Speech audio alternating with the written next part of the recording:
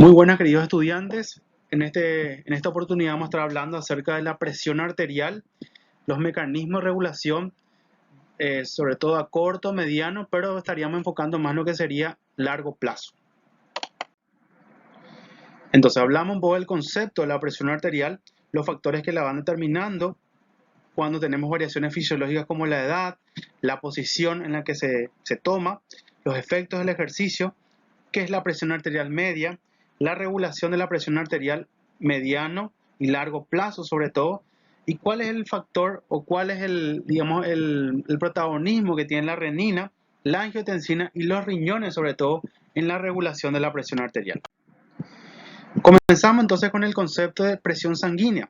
Es la fuerza ejercida por la sangre contra cualquier unidad de área de la pared del vaso, y esa unidad de medida puede ser en milímetros de mercurio o en centímetros de agua, donde tenemos que 1 milímetro de mercurio es igual a 1,36 centímetros de agua. Algunos conceptos importantes a tener en cuenta. Dentro de la presión arterial tenemos lo que sería la presión arterial sistólica, la presión arterial durante la sístole ventricular, la presión diastólica, presión arterial durante la diástole ventricular, el valor normal en un adulto joven de 120/75 milímetros de mercurio, la presión de pulso, que sería la diferencia entre la presión sistólica y la diastólica, es una medida importante de la tensión ejercida sobre las pequeñas arterias, la presión arterial media o PAM, importante para la evaluación de la perfusión tisular en general, que se estima la presión diastólica más el tercio de la presión de pulso, que sería la diferencia entre la presión arterial sistólica y la diastólica. Normalmente la presión arterial media está más relacionada con la presión diastólica, o sea, son valores un poco más próximos. Aquí es para un recuento nada más, donde vemos que la aorta, la principal arteria, maneja unas presiones bastante importantes con respecto a las arteriolas, a los capilares, a las vénulas, a las venas mismas y sobre todo a la vena cava.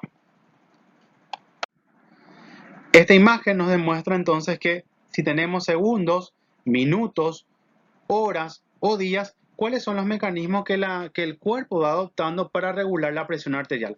Vemos que va desde los vasoreceptores por un lado, los quimiorreceptores, los receptores de relajación y estrés o el eje renina-angiotensina.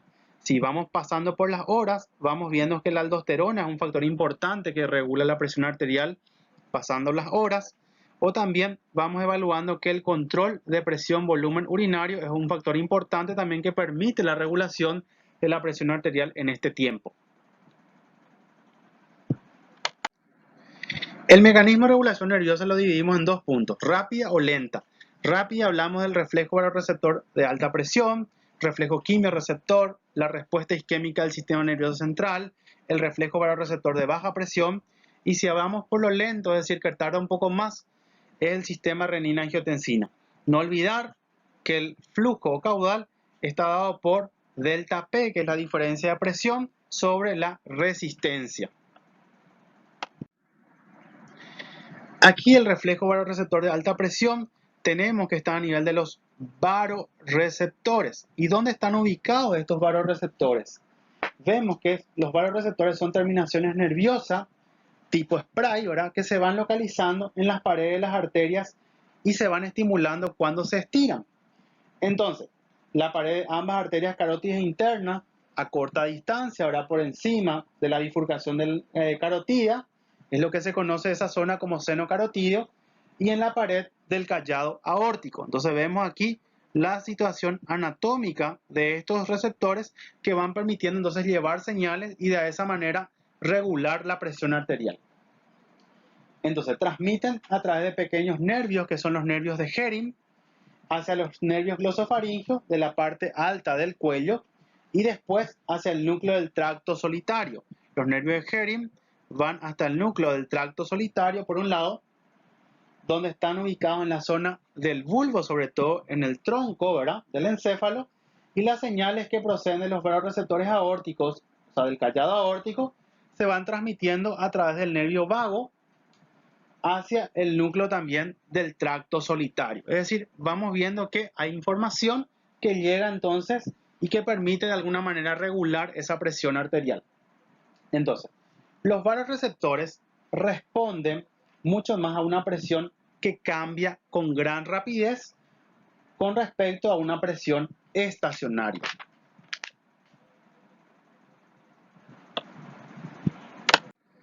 Entonces, aquí vamos evaluando que estos responden a una disminución de la presión, produce una disminución de la frecuencia de descarga, ¿verdad? Donde hay una disminución de la actividad del núcleo recto solitario sobre el área presora y depresora que está ubicada en el bulbo raquídeo, y por efectos simpáticos y parasimpáticos van permitiendo entonces de alguna manera regular entonces la presión arterial. Tenemos los reflejos quimiorreceptores que son importantes en el control de los gases arteriales, pero de manera indirecta en la regulación de la presión arterial. Hay cambios en los gases arteriales y cambios en la presión arterial misma. Los cambios en los gases, el aumento de la presión parcial de CO2, disminución del pH, presión parcial de oxígeno, aumenta la frecuencia de descarga en los quimiorreceptores que están ubicados en la periferia y central, activan la zona presora e inactivación de la depresora, y los cambios a nivel de la presión arterial, cambios menores a 80 milímetros de mercurio, registra un valor de presión parcial de oxígeno disminuido por las aferencias que tiene el centro cardiovascular y la activación del área presora y la inactivación, por supuesto, del área depresora. Son entonces las acciones de manera indirecta que tiene este reflejo quimiorreceptor. Entonces, los receptores de estiramiento, ¿dónde están ubicados? En las aurículas, en los ventrículos, en las arterias, en las venas pulmonares, en la vena cava. Disminuye ese estiramiento y disminuye, por supuesto, la frecuencia de descarga. Entonces, hace que al centro cardiovascular haya una activación del área presora, a nivel hipotalámico, una liberación del ADH y con ello aumente, por supuesto, la presión arterial. Un reflejo vasoreceptor entonces de baja presión. Por otro lado, tenemos la respuesta isquémica del sistema nervioso central. La disminución de la presión arterial media por debajo de 60 milímetros de mercurio, la respuesta vasoconstrictora muy severa quizá debido a que hay un aumento en la presión parcial de CO2 en el centro cardiovascular, o una isquemia como consecuencia de una disminución en la perfusión tisular, lo que excita el área presora, o vasoconstricción que prácticamente cesa el flujo a los tejidos con una vasoconstricción simpática, de alguna manera, ¿verdad?, que llegue un poco más de flujo sanguíneo y de esa manera aumentar un poco más la presión. Las otras respuestas incluyen el reflejo de compresión respiratoria o la influencia de las ondas respiratorias, pero eso lo tocaremos más adelante cuando vemos el módulo respiratorio. La regulación a largo plazo de la normalidad o de la funcionalidad renal está dada entonces, es un efecto importante en la regulación de la presión arterial. ¿Por qué? Porque ahí tenemos hormonas que van actuando, ¿verdad? Y vamos a verlas a continuación. Ese control renal de los líquidos y de la presión arterial está dado por dos mecanismos: la diuresis por presión, por un lado, ¿verdad? Y por el otro lado sería entonces lo que conocemos como natriuresis por presión. Entonces, el aumento de la presión arterial de solo 1 milímetros de mercurio en el ser humano puede aumentar al doble la eliminación renal de agua, un fenómeno que conocemos entonces como diuresis por presión, y también la eliminación de sal, que es lo que se conoce entonces como natriuresis por presión. Dos mecanismos importantes que tenemos dentro nuestro, ¿verdad?, que permite la regulación entonces de la presión arterial. Entonces, ese aumento de eliminación de la orina es el fenómeno que se conoce nuevamente como diuresis por presión, y la curva se conoce curva de eliminación de orina en el riñón o curva de función renal.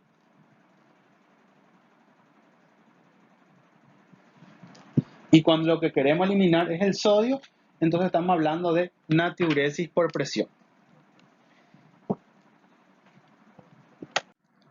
Aquí lo que vemos es un experimento, por un lado, ¿verdad?, en el que se demuestra el sistema de líquidos renal corporal para el control de la presión arterial. Entonces, en la figura, ¿qué nos muestra?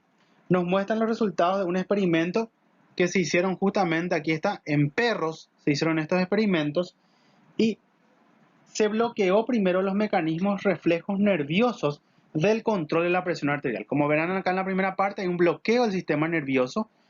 Por otro lado, después se eleva bruscamente la presión arterial infundiendo 400 ml de sangre por vía intravenosa. Y ese rápido aumento del gasto cardíaco prácticamente hace que aumente casi al doble lo normal por esa infusión, ¿verdad? Y el aumento de la presión arterial media va hasta prácticamente 205 milímetros de mercurio. O sea, 115 milímetros de mercurio por encima del valor de reposo. En la zona media de la curva se muestra qué cosa, el efecto de ese aumento de presión arterial sobre la eliminación de la orina, ¿verdad? Que también aumentó prácticamente 12 veces. Entonces, junto con esta pérdida tremenda de líquido en la orina, ¿qué se aprecia? El retorno prácticamente a la normalidad de ¿qué?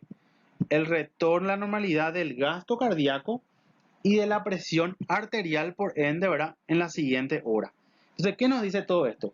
Que se ve una capacidad extrema de los riñones para eliminar justamente ese exceso de volumen de líquido del organismo en respuesta a una presión arterial alta, y al hacerlo se consigue entonces la normalización de la presión arterial. Eso es lo que vemos entonces con este experimento. Aquí nuevamente nos va evaluando, ¿verdad? Siempre por medio de la diuresis por presión o la natriuresis. Lo que queremos es que vuelva nuevamente a la normalidad la presión arterial. Lo mismo va explicando entonces ya el experimento que les había contado.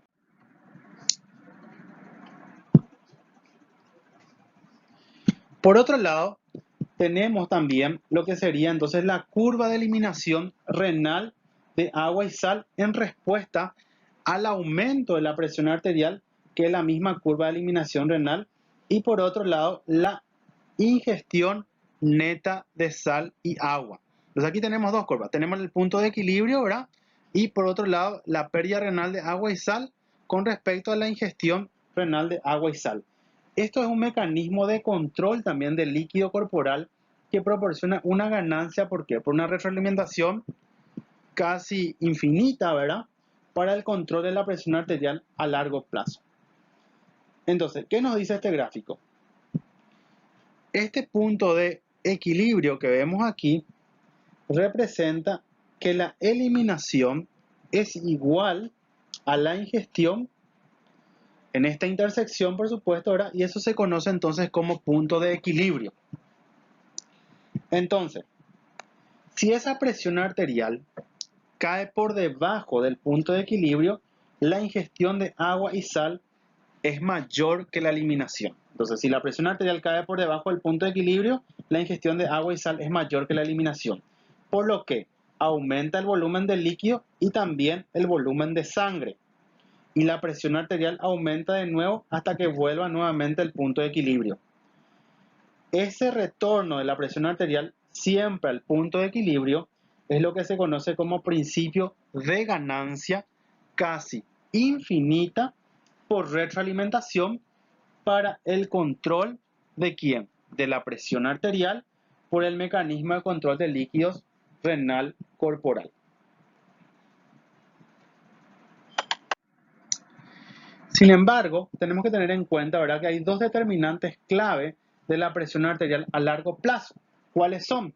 La eliminación renal, por un lado, de sal y agua, y la ingestión de sal y agua. Entonces, son dos determinantes de la presión renal a largo plazo. El grado de desplazamiento de la curva de eliminación renal de sal y agua y el nivel de la línea, por supuesto, de ingestión de agua y sal.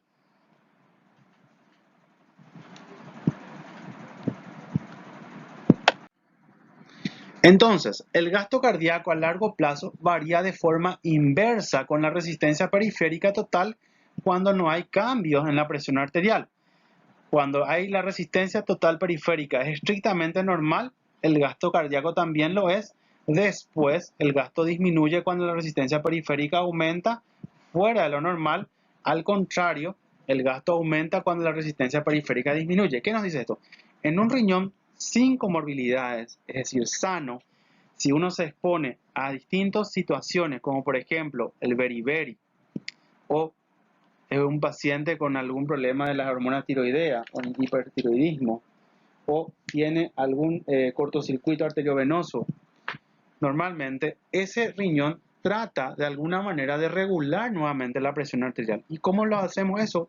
Por esta fórmula de gasto cardíaco, que es igual a presión arterial sobre la resistencia periférica total, donde el gasto cardíaco tiene relación directa con la presión arterial y relación inversa, por supuesto, con la resistencia periférica total.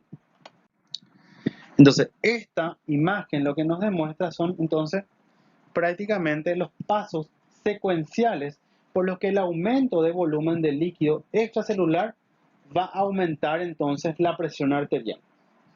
Por un lado, entonces tenemos que ese volumen del líquido, ¿verdad? Del líquido extracelular, ¿qué hace? Hace que haya un aumento del volumen de sangre. Ese aumento va a hacer que haya un aumento de llenado circulatoria media. Va a haber un aumento del retorno de sangre venosa al corazón y eso va a llegar a un aumento del gasto cardíaco, que va a llevar a ¿qué? Al aumento de la presión arterial, pero también tenemos la autorregulación, es decir, el propio órgano se encarga de regular el flujo de sangre. ¿Y eso por medio de qué? Del aumento de la resistencia periférica total. Va a haber también el aumento de la presión arterial, va a llegar a un aumento de la diuresis y con eso, ¿verdad? Por una retroalimentación negativa se va a regular entonces la presión arterial.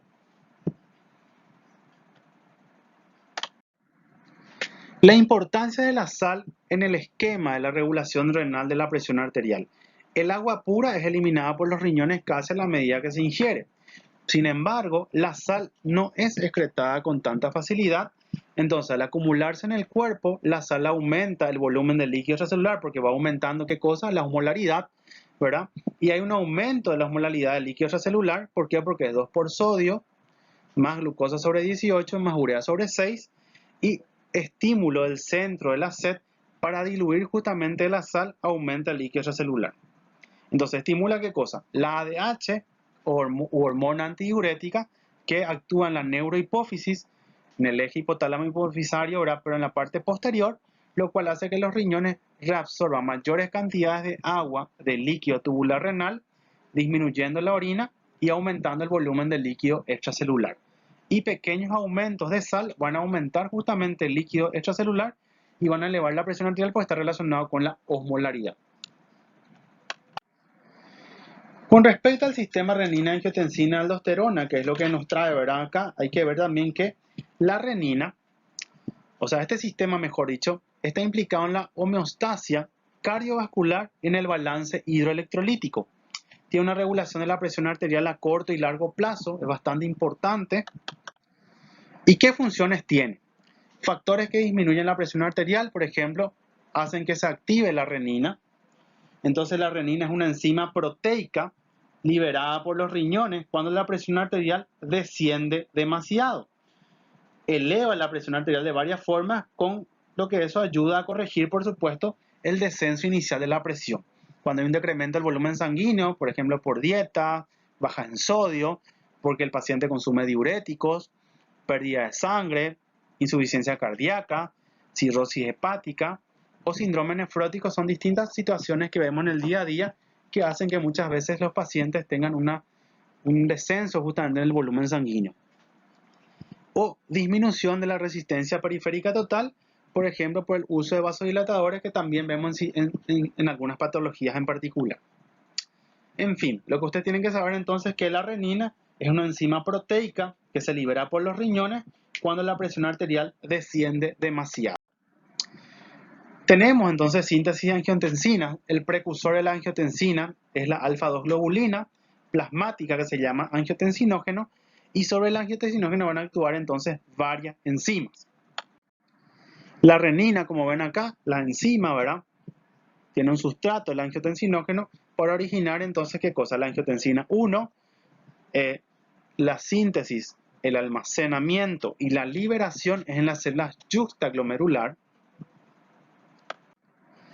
Y el control de la secreción de la renina está dado 2 a nivel local del riñón y 1 a nivel del sistema nervioso central. La vía de la mácula densa a nivel renal, la vía del vasoreceptor intrarrenal y la vía del receptor beta adrenérgico. Otros factores son la angiotensina misma y la modificación, por supuesto, farmacológica de la liberación de renina.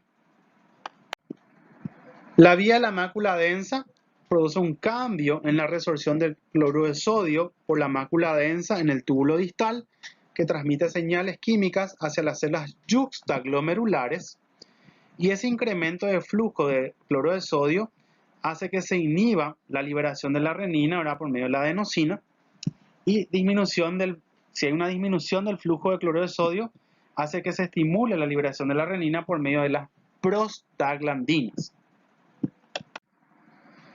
Hay un sistema de cotransporte por donde van a estar pasando justamente el cloro, el sodio y el potasio. Este es el cotransportador, el más importante. Cuando veamos la parte de fisiología renal, vamos a estudiarlo nuevamente, que está en la rama ascendente gruesa, el asa de Henle, y justamente tiene un factor importante en la regulación de todo este componente. La vía del vasoreceptor intrarrenal son incrementos en la presión arterial, pueden ser por estiramiento de receptores, que van a bloquear, por supuesto, la liberación de renina, o la disminución de la presión arterial, que tengo que estimular a la renina para que pueda aumentar. ¿Dónde están localizados eso? En la arteriola aferente. La vía del receptor beta-adrenérgico, la liberación de noradrenalina a partir del sistema nervioso simpático en las células yuxtaglomerulares con activación sobre todo de receptores beta 1. Eso va a aumentar la secreción de renina por proteína G, disminución de la perfusión renal, activación receptora vascular en la arteriola aferente, que va a permitir la liberación de la renina, y la activación también de receptores alfa-adrenérgicos que pueden inhibir justamente la secreción de renina dependiendo del contexto fisiológico. La angiotensina como regulador de la síntesis de renina, ¿qué hace? La angiotensina 2 inhibe la secreción de renina por retroalimentación negativa, mediante una acción directa, ¿dónde? En las células entonces yuxtaglomerulares. Entonces, la presión arterial disminuye, debe haber un estímulo. ¿Qué estímulo es eso? Una especie de sensor.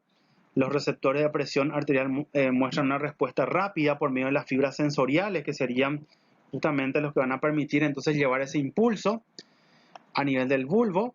Van a activar por medio de fibras nerviosas motoras. Hay un centro integrador aquí en el bulbo que activan esas fibras nerviosas. ¿Y el efector qué va a hacer? La frecuencia cardíaca va a aumentar. Con ello va a aumentar entonces la presión arterial de manera una retroalimentación, por supuesto, negativa, que se dio a consecuencia, ¿verdad?, de la disminución de la presión arterial.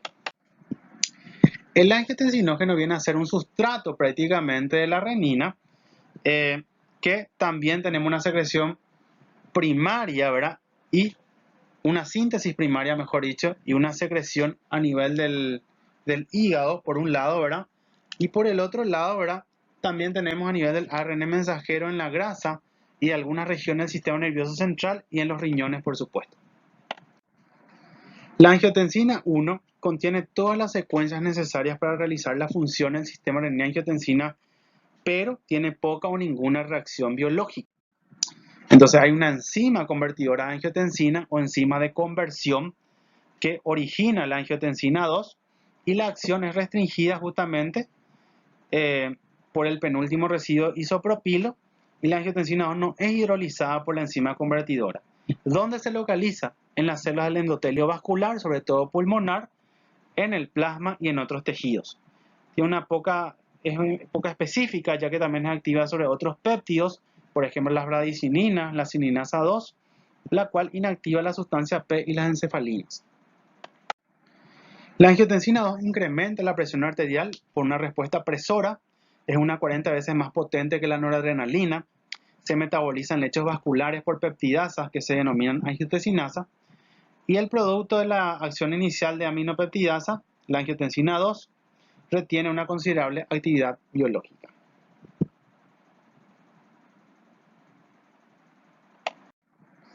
¿Cuáles son las acciones de la angiotensina? Tiene efecto cardiovascular, a nivel de la corteza suprarrenal, a nivel de los riñones, a nivel del sistema nervioso simpático y el sistema nervioso central, crecimiento celular y por supuesto a nivel de la reacción inflamatoria, es decir, regulación del equilibrio hidroelectrolítico y de la presión arterial. Por eso que es bastante importante. Efecto de la presión arterial a nivel cardiovascular: es un agente presor muy potente, contracción directa del músculo liso vascular, especialmente a nivel de las arteriolas, y el efecto hemodinámico es que aumenta la resistencia vascular periférica e hipertensión, ¿verdad? A nivel del corazón, tiene una acción inotrópica positiva por la actividad simpática, e indirectamente una bradicardia refleja y disminución del gasto cardíaco. En el sistema nervioso central, sistema nervioso simpático, estimulan ganglios, aumenta la liberación de adrenalina y noradrenalina en la médula suprarrenal, y eso ¿qué hace? Facilita la transmisión simpática por una acción, ¿verdad?, de terminales de nervios adrenérgicos. A nivel de la corteza suprarrenal tenemos la zona glomerulosa, que estimula la biosíntesis y la secreción de aldosterona, y eso aumenta ¿qué cosa? La reabsorción de sodio y agua, la liberación de potasio en los riñones, y va a elevar también la presión arterial. Todo esto vamos a estudiar mejor también cuando demos justamente la fisiología del riñón. Efecto del sistema nervioso central: se cree que funciona como un neurotransmisor, aumenta la secreción de la vasopresina y la ACTH, que sería también la corticotropina. O sea, como verán, son varias funciones las que tiene entonces y bastante importantes. Sobre el crecimiento celular, el factor mitogénico, ¿verdad?, para células musculares y cardíacas, donde vemos también que podría llevar entonces a una hipertrofia cardiovascular. Reacción inflamatoria, mediador proinflamatorio, y también promueve la infiltración leucocitaria. Los receptores de la angiotensina, ¿dónde están localizados? Tenemos en la membrana plasmática las células blanco, hay dos subtipos, la angiotensina 1 y la 2, y su clasificación se hace en base a la afinidad por los antagonistas peptídicos y no peptídicos, y la sensibilidad sobre todo, ¿verdad?, a los receptores sulfidrilos. Entonces, la proporción de ambos subtipos varía de un tejido a otro, pero en los receptores AT1 predominan ¿dónde? En el músculo liso vascular. La mayoría de la acción de la angiotensina 2 es mediada por el subtipo AT1. El AT1 que está acoplado a proteína G a nivel de la contracción del músculo liso por medio de segundos mensajeros, el fosfato inositol 3 o el diacilglicerol. Y en otros tejidos, estos receptores están acoplados a diferentes proteínas G. Sin embargo, la función y la vía de traducción del AT2 todavía se encuentran en estudio. Aquí tenemos entonces el mecanismo vasoconstrictor de la hormona renina-angiotensina cuando tenemos con respecto al control de la presión arterial. Cuando hay un descenso entonces de la presión arterial, se activa a nivel del riñón la renina, que necesita del sustrato de renina, que es el angiotensinógeno, pasa a angiotensina 1, hay una enzima convertidora a nivel del pulmón que lo convierte en angiotensina 2, la angiotensinasa inactiva eso, parte de ello, ¿verdad?, pero la angiotensina va a permitir la vasoconstricción, sobre todo, ¿verdad?, de qué arteriola, sería la arteriola eferente, que va a permitir entonces de manera por retroalimentación negativa, ¿verdad?, aumentar la presión arterial. Entonces, este es un estudio que se hizo también teniendo en cuenta la presencia o ausencia del sistema renina-angiotensina-aldosterona. Entonces, ¿qué tenemos aquí? Es la rapidez o la intensidad de la respuesta presora vasoconstrictora al sistema renina-angiotensina, ¿verdad? Entonces, se mostró un experimento en el que demuestra el efecto, ¿verdad?, de una hemorragia sobre la presión arterial en dos situaciones distintas. Una, actuando, ¿verdad?, la hormona o actuando el sistema renina-angiotensina-aldosterona, y por otro lado, cuando esta no actúa o no funciona, ¿verdad? Entonces, este fenómeno muestra que el sistema renina-angiotensina es suficientemente potente como para devolver la presión arterial al menos la mitad de la diferencia con la normalidad en unos minutos después de sufrir una hemorragia importante, siempre y cuando, ¿verdad?, actúe el sistema renina-angiotensina. ¿Por qué? Porque se vio justamente que después de la hemorragia, nada más que hubo un descenso agudo de la presión arterial hasta 50 mm de mercurio, la presión volvió a aumentar hasta 83 cuando el sistema renina-angiotensina funcionaba prácticamente sin ningún problema. Sin embargo, cuando se vio que prácticamente no funcionaba, aumentó muy poco, aumentó solamente hasta 60 cuando se bloqueó todo este sistema. Por eso es que es bastante importante en la regulación aguda de los cambios que pudieran haber en la presión arterial. En este caso lo compararon, ¿verdad?, en caso de una hemorragia. Con respecto a la retención de agua y sal por la angiotensina 2, produce vasoconstricción de los vasos sanguíneos renales con disminución del flujo sanguíneo renal, disminución de la filtración glomerular. Ese flujo es lento a nivel de los capilares peritubulares que va a provocar una rápida reabsorción de los líquidos de los túbulos, entonces va a hacer que haya un aumento también. Y el efecto de la retención de sal y agua por la angiotensina actúa directamente sobre los riñones para producir ¿qué cosa? Retención de agua y sal, y la angiotensina hace que las glándulas suprarrenales secreten aldosterona y eso también produce retención de sal y agua. Siempre que circule angiotensina 2 en forma excesiva, el mecanismo renal, ¿verdad?, se va a reajustar a un nivel superior, por supuesto, de presión arterial. Esa retención de agua y sal por la aldosterona, ¿a qué da pie? A la reabsorción tubular de sodio, que aumenta el sodio a nivel del líquido extracelular, y ese efecto directo de la angiotensina 2 es 3 veces más potente que el efecto indirecto mediado por la aldosterona. Esto lo que nos muestra también es los niveles de angiotensina, por supuesto, ¿verdad?, en sangre, que podemos evaluar sobre todo ¿dónde? La curva de función renal, ¿verdad?, que vemos es la que se midió también donde todos estos experimentos se hicieron justamente en los perros. Entonces, cuyo sistema renina-angiotensina había sido bloqueado, ¿por qué? Por el inhibidor o un inhibidor de la enzima convertidora de la angiotensina que bloquea justamente la conversión de ¿qué? De angiotensina 1 a angiotensina 2. Entonces, esa curva se midió en perros que recibían ¿qué? Una infusión continua prácticamente, ¿verdad?, de angiotensina en un nivel 2.5 veces mayor a la velocidad normal de formación de angiotensina en la sangre. Y ese desplazamiento de la curva que hizo hacia niveles más altos, pero bajo la influencia de la angiotensina. Entonces, ¿qué se ve con esto? Los efectos directos de la angiotensina 2 en el riñón, por un lado, ¿verdad?, y el efecto indirecto a través de la secreción de la aldosterona. Entonces, ese efecto de la angiotensina de provocar retención renal de agua y sal ejerce una potente acción favoreciendo ¿qué cosa? La elevación crónica de la presión arterial. Entonces la angiotensina 2 sobre una curva de eliminación renal, el punto de equilibrio que sería 75 mm de mercurio, y en este caso el punto de equilibrio es de 115 mm de mercurio. ¿Qué es lo que finalmente quiere siempre la célula? Regular, por supuesto, la presión arterial. Este sería el papel entonces de la renina-angiotensina 2 para el mantenimiento de la presión, aunque existen variaciones de ingesta en la sal. Por más que siempre y cuando tengamos un riñón que funcione normalmente, podemos tener variación en el consumo de sal. Entonces, a pesar de eso, siempre el riñón trata de regular de alguna manera. ¿Cómo regula?